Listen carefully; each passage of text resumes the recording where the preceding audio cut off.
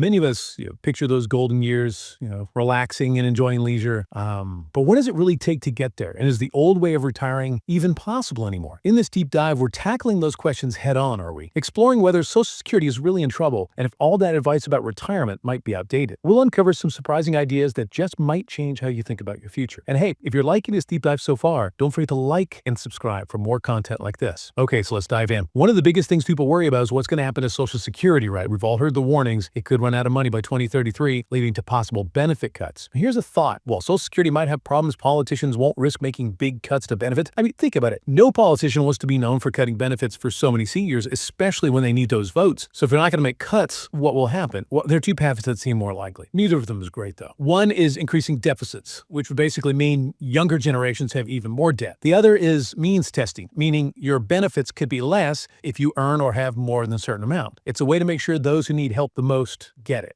Now just imagine what either of those would mean for you when you retire. Would you have to save more, work longer than you thought? It's definitely something to think about. But here's where things get really interesting. The whole idea of retiring and never working again might be outdated. What if, instead of trying to completely stop working, we focused on becoming financially secure first? Once you've got that work, becomes a choice, not something you have to do. This is a big change in how we think about it, and it changes a lot.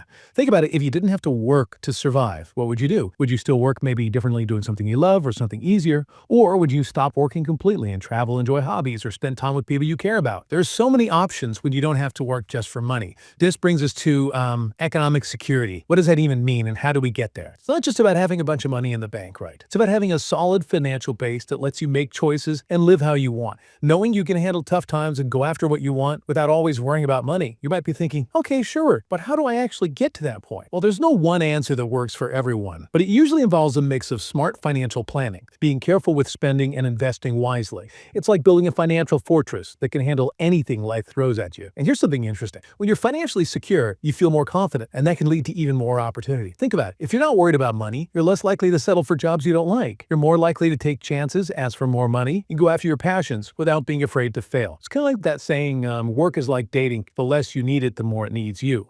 But there's something else that can stop us from feeling financially secure and truly happy, and that's all the wealth porn we see everywhere. We're bombarded with pictures and stories of super rich people living these crazy lifestyles that seem impossible for most of us to reach. And while it's fine to want to be successful, it's important to realize that those portrayals are often fake and can mess with our expectations of what wealth and happiness really are. Think about what you see on social media, the reality shows. You watch even the news articles you read. They're full of stories about people spending tons of money going on fancy vacations and being rich without even trying. It's easy to start comparing yourself and feeling like you're not good enough or jealous. And that's exactly what wealth porn wants you to do. It makes you feel insecure and think that you can only be happy if you're super rich. But here's the truth. Real happiness doesn't come from stuff or how much money you have. It comes from living a life that matches what you believe in, doing things you love, and having strong relationships. And anyone can have that no matter how much money they make. So how do we deal with all the negative stuff from wealth porn and figure out what success and happiness really mean for us? It starts with realizing that what we see is often twisted and not real. It's about focusing on what actually matters to you and building a life that reflects your values, not the values of some rich person you saw on TV. Remember, the system may not be perfect, but we still have to figure out how to work within it. It's about getting good at things and making plans that let us succeed in the world as it is. And if you're doing well, great, keep going. But even if you're not, you still got to make the best of it. That's just how it is. Here's a key takeaway. Being successful and happy in life isn't just about becoming a millionaire. There's so much more to life than chasing money, and we need to remember that. So as you plan for your future, don't forget about what really matters. What makes you happy? What makes your life meaningful? What kind of impact do you want to leave on the world? Those are the questions that should be guiding you, not the flexy stuff you see in wealth porn. Now, before we finish up, if you're finding this whole discussion about retirement helpful, please hit that like button and subscribe to the channel for more insights like this. It really helps us out and lets us reach more people who want to question the usual advice and figure out what success means to them. So let's wrap this all up. We talked about how unsure things are with Social Security,